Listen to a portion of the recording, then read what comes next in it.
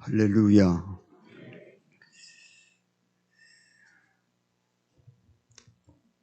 평강의 주께서 성도 여러분들에게 때마다 일마다 평강 주시기를 주님의 이름으로 축복합니다. 오늘 본문에 보면은 베드로가 이렇게 말하고 있습니다. 만물의 마지막이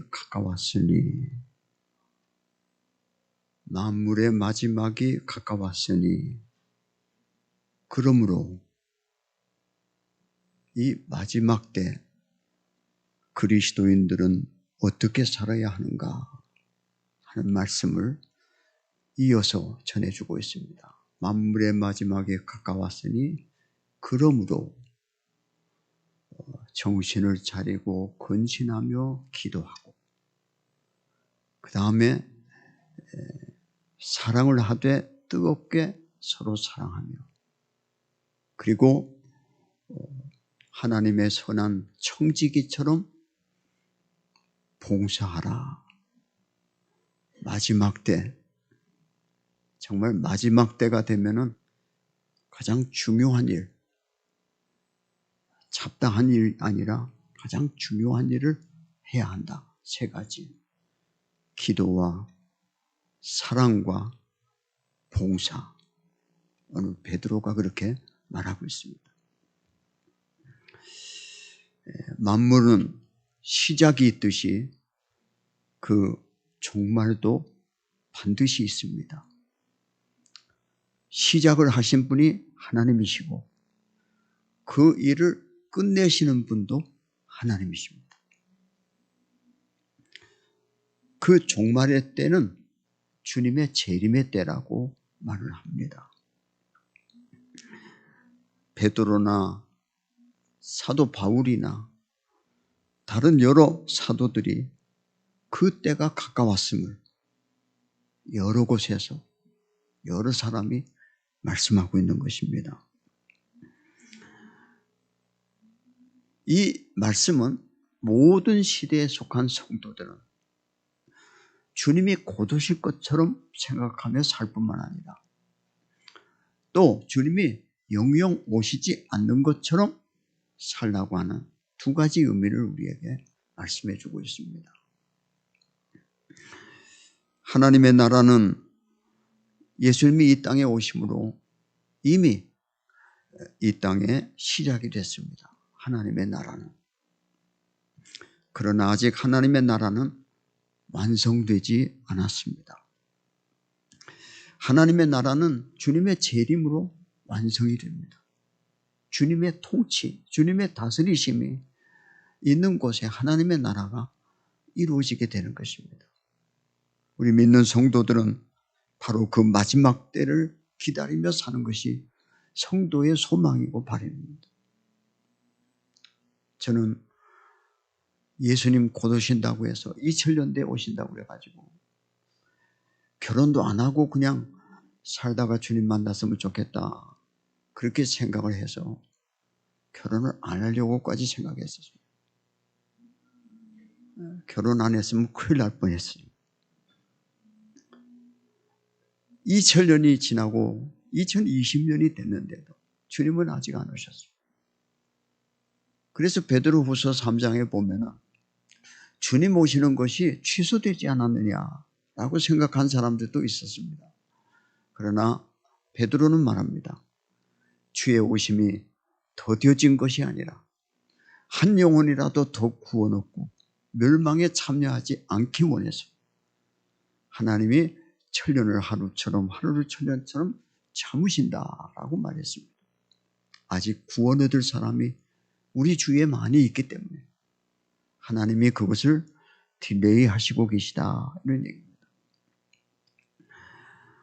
믿음이라고 하는 것은 지금 여기에서 그날을 기다리며 사는 것이 우리들의 믿음이며 소망입니다. 그러므로 마지막 때를 바라보고 믿음으로 사는 사람은 지금이 마지막 때인 것처럼 맡은 일에 충실하게 살아가며 주님을 맞을 준비를 하면서 살아가는 것이 말세에 속한 성도들의 자세여야 한다 하는 말씀인 것입니다. 베드로가 이 베드로 전서를 쓸 때 그때가 역사적으로 보면은 주후 65년 정도 됩니다. 베드로가 65년도에 붙들려서 감옥에 갇히고 그 다음에 순교하게 되는데 65년 그때 베드로 전서를 아마 조금 전에 썼을 것으로 생각이 됩니다. 그때 벌써 마지막 때라고 말했다고 한다면 지금 2020년을 사는 오늘 우리들에게는 그날이 더 가까웠을 것으로 우리가 생각할 수 있습니다. 그날이 더 가까웠다고 생각이 됩니다. 우리들이 지금 살고 있는 때를 한번 생각해 보세요. 마지막 때라고 생각되지 않습니까?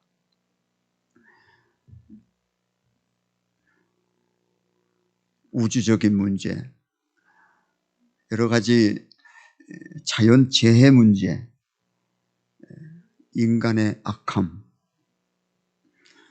죄의 관영, 이것이 마지막 때를 증거해 주고 있습니다. 노아 홍수 당시에 사람들의 마음이 폐괴했더라고요. 혼돈과 무질서가 가득했습니다.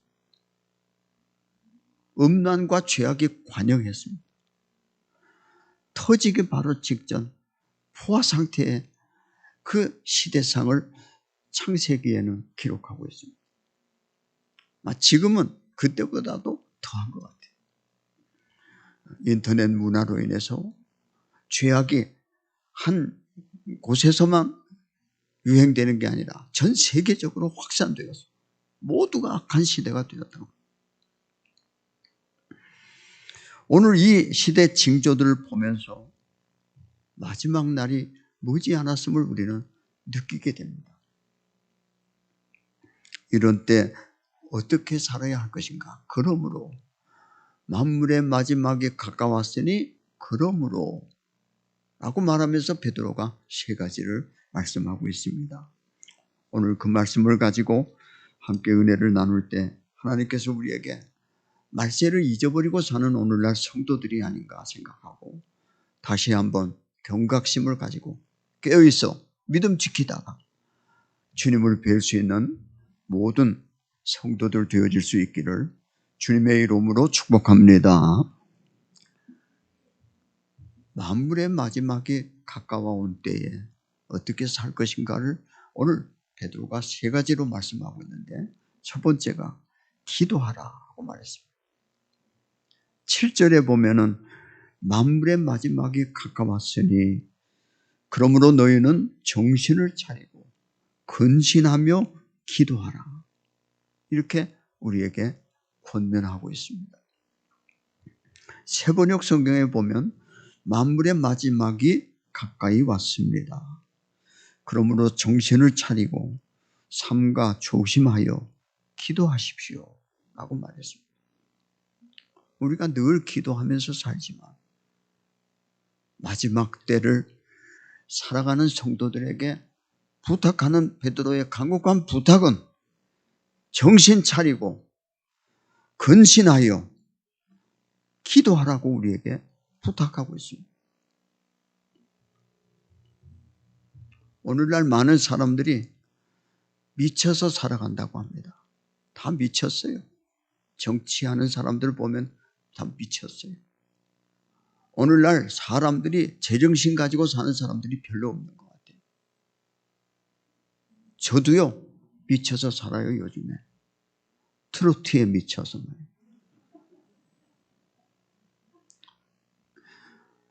찬송하며 눈물 흘리고 감격하고 은혜 받고 그랬는데요. 요즘엔 트로트를 들으면서 은혜를 받습니다. 얼마나 은혜가 되는지 몰라요. 트로트의 그 가사들이 그렇게 은혜로운 가사들인 줄 몰랐어요. 저 그거 모르고 살았거든요. 요즘에는 방송사마다 그냥 트로트. 왜 그 노래를 듣는데 눈물이 납니까? 생각이 난다. 홍시가 열리면 우리 엄마가 생각이 난다. 눈물이 나요. 우리가 그 날이 가까이 올수록 세상 문화는 자꾸 우리를 하나님에게서 세상으로 쏠리게 만듭니다. 우리의 마음이 하나님을 향하여 기도하는 경건을 가지고 우리의 마지막 때를 살아가는 성도들이 되어질 수 있기를 주의 이름으로 축원합니다. 정신을 차리라. 그 말은 미친 것에 반대, 곧 온전한 정신으로 살아라. 온전한 정신으로 기도하라. 자제력을 가지고 건전한 마음으로 하나님께 기도할 것을 베드로는 말했습니다.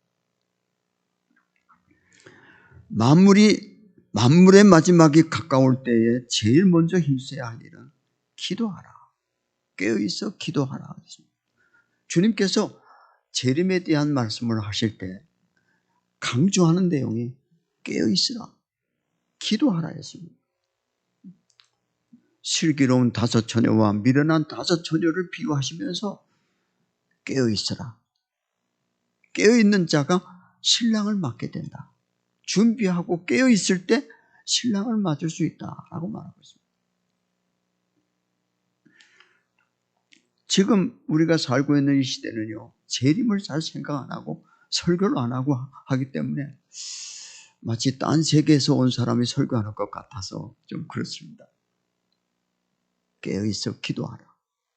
정말 정신 차리고 기도하라. 기도에 온 힘을 기울여서 기도하라 하는 말씀인 것입니다. 로마서 13장 11절에 바울은 이렇게 말했습니다. 여러분은 지금이 어느 때인지 압니다. 잠에서 깨어나야 할 때가 벌써 되었습니다. 지금은 우리의 구원이 처음 믿을 때보다 더 가까워졌습니다. 라고 말했습니다. 마지막 때가 가까웠다고 흥분해서는 안 된다. 경거망동하지 말아라.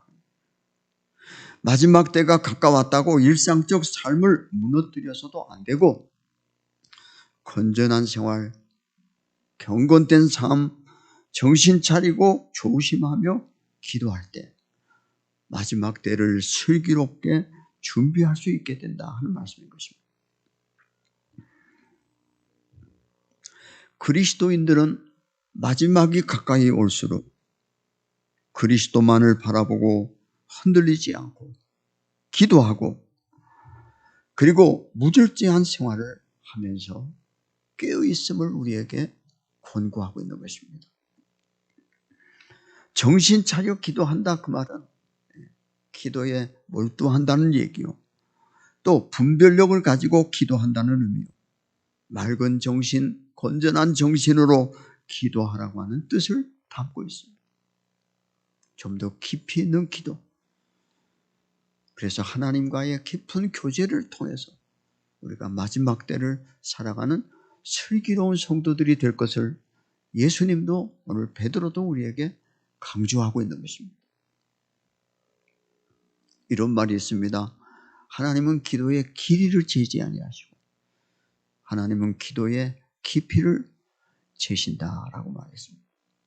깊이 있는 기도.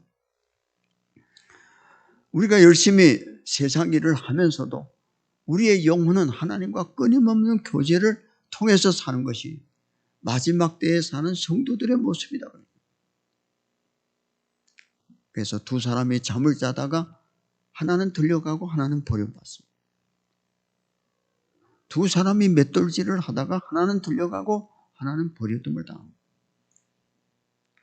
2 사람이 밭에서 씨를 뿌리다가 하나는 들려가고 하나는 버림받습니다.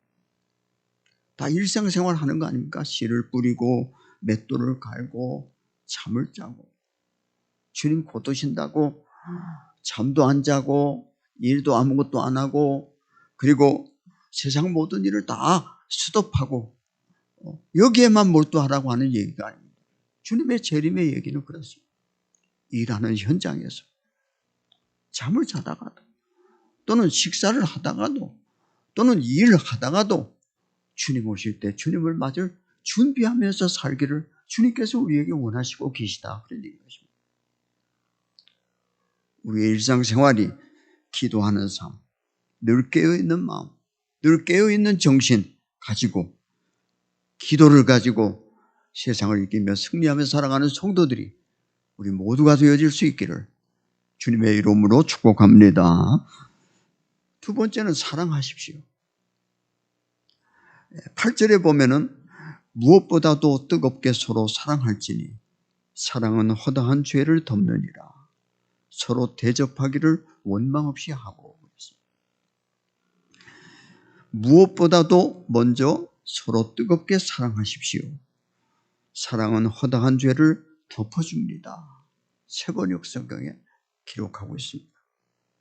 마지막 때 힘쓸 일, 첫 번째는 정신 차리고 근신하며 기도해야 하라고 말씀했지만, 두 번째는 마지막 때 힘쓸 일은 사랑하자.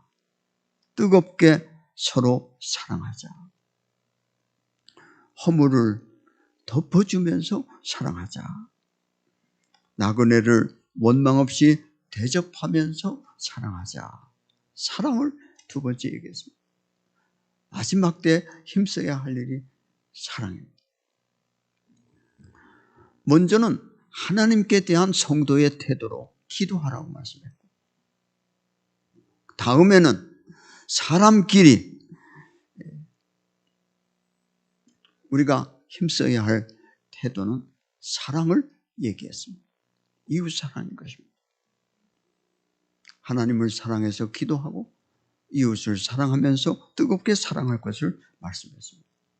사랑은 기독교의 최고의 계명입니다. 구약도 신약도 전부 다 하나님 사랑, 이웃 사랑을 강조하고 있습니다. 기독교는 사랑의 종교라고 말합니다. 모두가 우리가 이런 사랑을 가지고 사랑할 것을 주님은 우리에게 말씀하고 있는 것입니다. 끼리끼리 사랑, 마음에 맞는 사람끼리만 사랑, 이런 사랑이 아니라 모두를 사랑하고 더욱 약자, 어려움 당하는 성도들을 더욱 사랑하는 사랑이 바로 말세의 마지막 때에 사는 성도들의 자세여야 한다는 얘기입니다. 요한계시록 7교회 중에서 첫 번째 교회가 에베소 교회입니다. 이 에베소 교회는 처음 사랑을 잃어버렸다고 하는 그 문제 때문에 그들의 모든 수고가 다 덮어지고 책망을 받는 교회가 되어졌습니다. 처음 사랑을 어디서 떨어졌는지 기억하고 그것을 다시 되찾아서 사랑할 것을 우리에게 부탁하고 있는 것입니다. 교회는 사랑이 빠지면 교회가 아닙니다. 사랑이 없는 것은 교회가 아닙니다. 공회당도 사람이 모이고 국회도 사람이 모이고 극장도 사람이 모입니다. 그러나 교회와 국회와 교회와 극장과 다릅니다.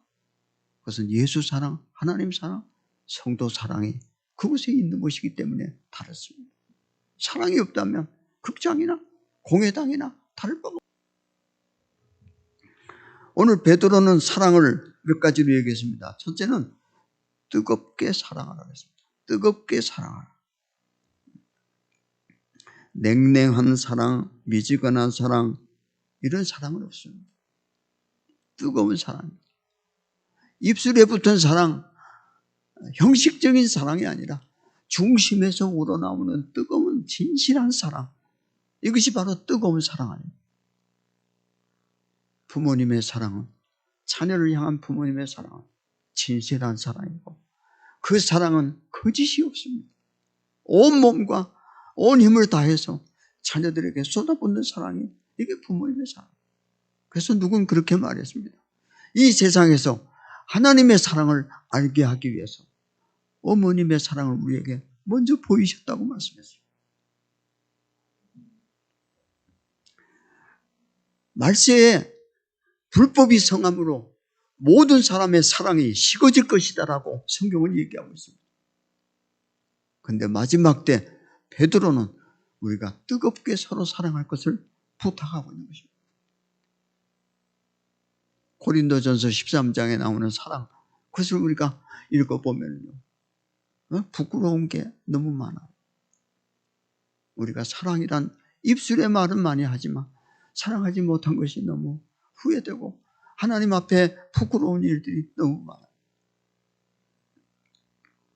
입술이 아니라 손이 아니라 가슴에서 뜨거움으로 솟아난 진정한 사랑, 이것이 말세의 마지막 때 우리가 해야 할 일인 것입니다. 세상은 말세가 될수록 사랑이 식어가지만 교회는 마지막 때가 될수록 뜨겁게 서로 사랑해야 할 것을 베드로는 우리에게 부탁하고 있는 것입니다. 또 사랑은 베드로가 한 말에 보면은 덮어주는 사랑입니다. 허물을 덮어주는 사랑입니다. 사랑은 허다한 죄를 덮는다고 했습니다. 이 세상에 허물이 없는 사람이 어디 있습니까? 허물이 다 있습니다.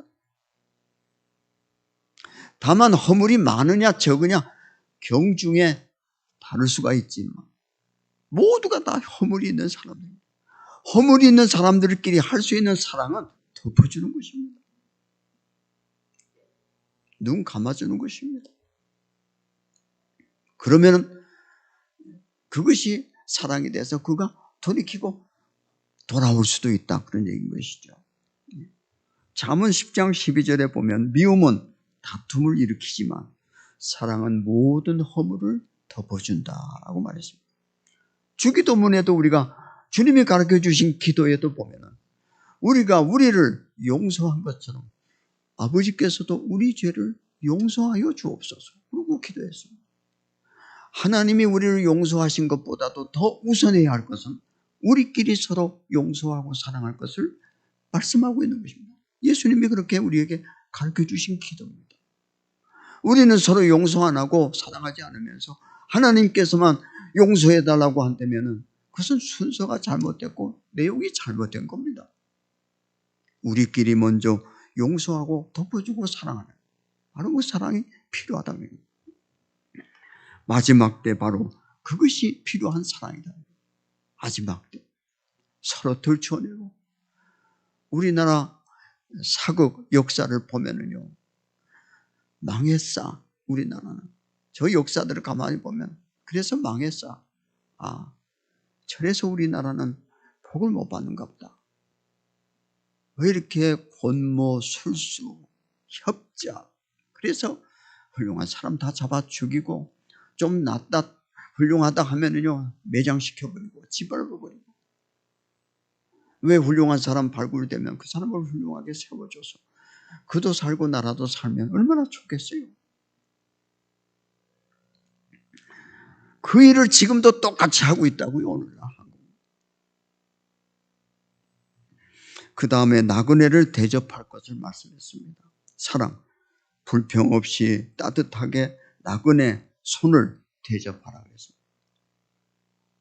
베드로 그 당시는요 12사도 가룟 유다 없어지고 이제 11사도들이 복음이 막 파도처럼 펼쳐져서 세계 각국에 퍼지니까 교육자가 없었어요. 사도들의 몸이 하나인데 100개를 쪼개도 안 돼. 그래서 수많은 전도자들이 세워지게 된 겁니다. 훈련받고 성령받고 기도받은 다음에 그 다음에 그들이 전부 다 평신도 선교사로 파송돼서 곳곳에 가서 복음을 전합니다. 거기엔 무보수입니다. 아무것도 없습니다. 그래서 무료로 받은 은혜 감사해서 하나님 은혜 갚을 길 없어 봉사하고 죽나. 그러니까 그들이 먹고 사는 거는요 성도들의 대접에서 먹고 사는 거예요. 먹을 것 주고 입을 것 주고 따뜻하게 구할 수 있는 장소를 주고, 이것이 손대접이었습니다. 그 당시. 그래서 손대접을 힘쓰라고. 이것도 사랑이에요. 어려움 당하고 그런 이웃들, 그런 사람들에게 사랑을 베풀 것을 베드로는 말하고 있는 것입니다. 아브라함이 나그네를 자기 집 앞을 지나가는 그 나그네들을 억지로라도 붙잡아다가 잠시 나무 그늘에 좀 쉬고 발 좀 닦고 땀 좀 닦고 제가 드리는 우유와 그리고 간단한 간식을 좀 잡수시고 갈 길을 가시지요 억지로 붙잡아다가 대접을 했더니 그것이 아브라함에게 놀라운 축복을 가져다 주는 하나의 요소가 됐다, 그런 얘기죠. 그래서 손대접하기를 힘쓰라고 말했어요. 지금도 아랍이라든가 아랍 사회들은 전부 다 아브라함의 후손들로서 아브라함이 그렇게 손대접하다가 복을 받았다는 사실을 알고요. 당신이 우리 집에 왔으면 내 손님이요. 그냥 가면 안 됩니다. 그리고 극진히 대접을 한답니다.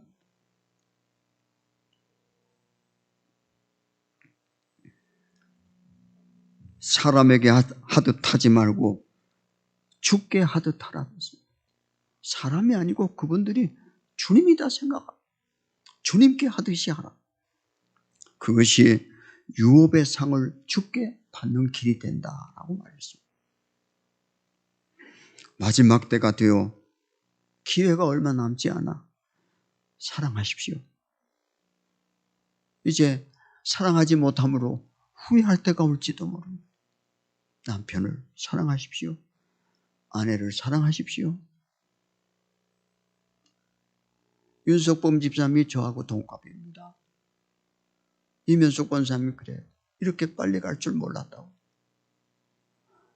언제 돌아갈지 알아요. 하나님께서 부르시면요. 엊그제 성가대에서 찬양하던 우리 사모님도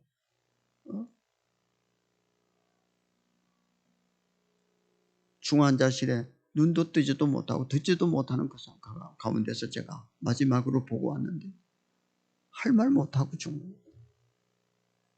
때가 항상 우리에게 있는 건 아니에요. 언제 어느 때고 하나님께서 오라 하면 우리 하던 모든 일을 멈추고 가야 되는 거예요. 후회되는 것은 사랑하지 못한 게 후회가 되는 거예요. 마지막 때 종말이라고 하는 것은 두 개의 종말이 있어요. 하나는 개인적인 종말로 죽음을 얘기하는 거예요. 또 하나는 우주적인 종말이요. 주님의 재림 때 있을 이제 종말입니다. 지금 우리는 매일 우리 자신에게 지금 종말을 향해서 가는 거예요. 마지막 때 우리가 할 수 있는 일은 서로 사랑하라. 뜨겁게 서로 사랑하라. 이것이 바로 베드로가 우리에게 부탁하는 두 번째 부탁입니다. 세 번째 부탁은 봉사하십시오. 10절에 보면 각각 은사를 받은 대로 하나님의 여러 가지 은혜를 맡은 선한 청지기 같이 서로 봉사하라. 마지막이 가까이 왔으니 선한 청지기 같이 봉사하라 하셨습니다. 주의 일도요.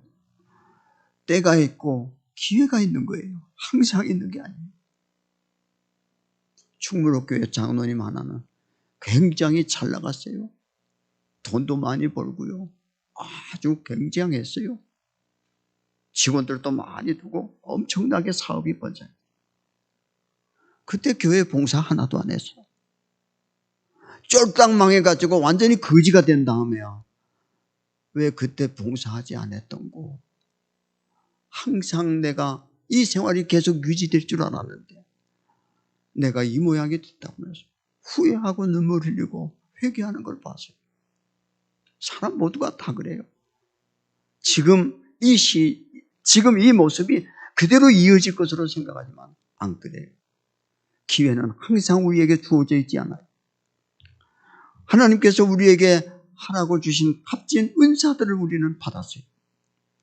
그 은사를 가지고 우리는 힘써 주를 위해서 일해야 돼요. 그 은사는 다 다양해요. 하나님의 말씀을 전하는 목사는 목사로서의 은사가 있지만 섬기는 성도들의 모든 은사들이 있어요. 그 은사를 가지고 하나님 앞에 봉사하는 거예요.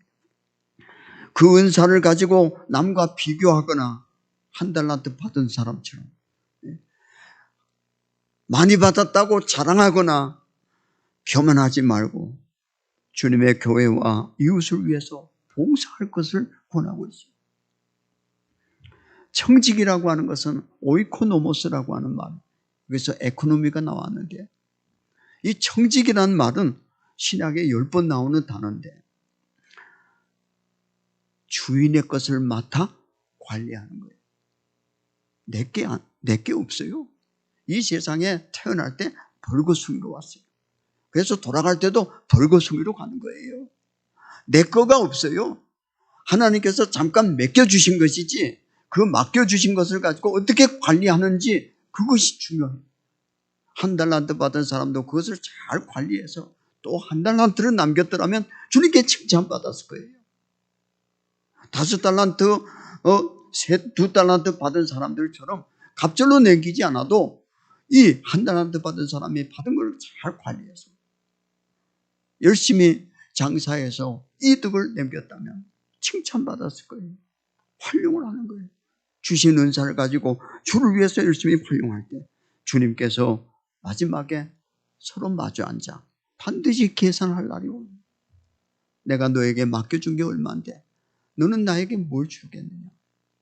주님께서 맡기신 달란트를 그대로 주님께 내놓을 수 있어요. 주님께 더 많은 것으로 내놓을 때 주님께 칭찬받고, 그렇지 않은 1달란트 받은 사람은 수건에 싸서 땅에다가 묻어두니 1달란트 받은 사람은 있는 것조차 뺏기고 쫓겨나서 슬피 울며 이를 갈미 있게 됐다고 그랬어요. 주인의 뜻대로 주인을 위해서 쓸 의무가 청지기에게 있는 거예요. 우리는 다 청지기예요. 훗날에 주인이 오셔서 계산하실 때 반드시 우리는 계산대 앞에 설 것이고 악한 청지기, 선한 청지기로 나누어 줄 것입니다. 베드로는 여기에서 받은 은사대로 봉사하되 하나님께서 주신 은사를 가지고 주를 위해서, 이웃을 위해서, 하나님 나라를 위해서 봉사할 것을 말씀했습니다. 봉사의 때도 항상 주어져 있는 건 아닙니다. 여러분과 제가 얼마나 더 살지 모르겠습니다. 사는 날까지 하나님께서 우리에게 주신 은사를 가지고 주님과 주님 나라와 주님의 교회를 위해서 봉사, 헌신, 충성합니다. 반드시 하나님께서 우리에게 은혜 주시고 갚으시고 상 주시게 될 줄로 믿습니다. 목회하기 너무 힘들어서 아이고 빨리 그만뒀으면 좋겠다고 생각한 적도 있었어요. 없다고 한다면 거짓말이죠. 아이고 이 목회를 언제 끝날까 그랬는데요. 딱 목회 끝나고 지금 생각하니까 아이고 그때가 좋았구나, 더 열심히 할 걸 그랬구나, 그런 생각이 후회가 돼요. 그런 후회하지 않도록 최선을 다해서 은퇴할 때까지 내가 최선을 다했습니다라고 말할 수 있을 만큼 충성을 다하면 반드시 주님은 갚아주시게 될 줄로 믿습니다. 저는 집 한 채 없었어요. 제 이름으로. 우리 교회 터를 사는 데는요 17필지를 샀어요. 그 땅 사는 에피소드가 참 많아요. 여러 가지 스토리가 많아요. 어떤 사람은 바로 옆에 있던 저 끝에서 세 번째 집은 해병대 출신인데 400만 원 가는, 한 평에 400만 원 가는 땅을 600만 원 달래요. 그래가지고 한 푼이라도 깎으면 흥정 안 하겠다고 딱 돌아서는 거예요. 안장노님하고 저하고 가가지고 좋다고 600 다 주고 사겠다고. 거기다 연립을 짓겠대. 여기다 연립을 짓겠대. 그럼 우리가 주차하는 데랑 여러 가지 불편하다. 그래서 샀어요. 사면은요 돈이 있어요? 교회가 돈이 있어서 산 게 아니잖아요. 사면은 그 다음에 교회 재정에서 계약금을 걸고 그 다음에 저 앞에 있는 사택을 융창상호에 담보내가지고 그래서 그걸 가지고 돈으로 중도금 잔금 채우고 교회 재정은 또 긴축해가지고 목사 월급은 맨날 깎았어요. 맨날 그저 제자리였어요. 동결이었어요. 그래가지고 한터 사게 17표. 그런데요 은퇴하고 나니까 하나님께서 저에게 또 아파트도 주시고 주를 위해서 완전히 아무것도 없이 헌신하고 충성했대요. 하나님이 이 땅에서도 또 그렇게 또 은혜를 주시네요. 나의 남은 생에 이제 얼마가 남았는지 모르지만 여러분 기회 주셨을 때 봉사하세요. 주를 위해서 하는 봉사는 절대로 헛되지 않는 줄로 믿습니다. 봉사 잘하세요. 우리 목사님과 더불어 힘을 합해서 좀 교회를 더 크게 부흥시키고 하나님이 기뻐하시는 일들을 많이 해서 우리 주님 앞에 상 받는 성도 여러분들 다 되어지기를 주님의 이름으로 축복합니다.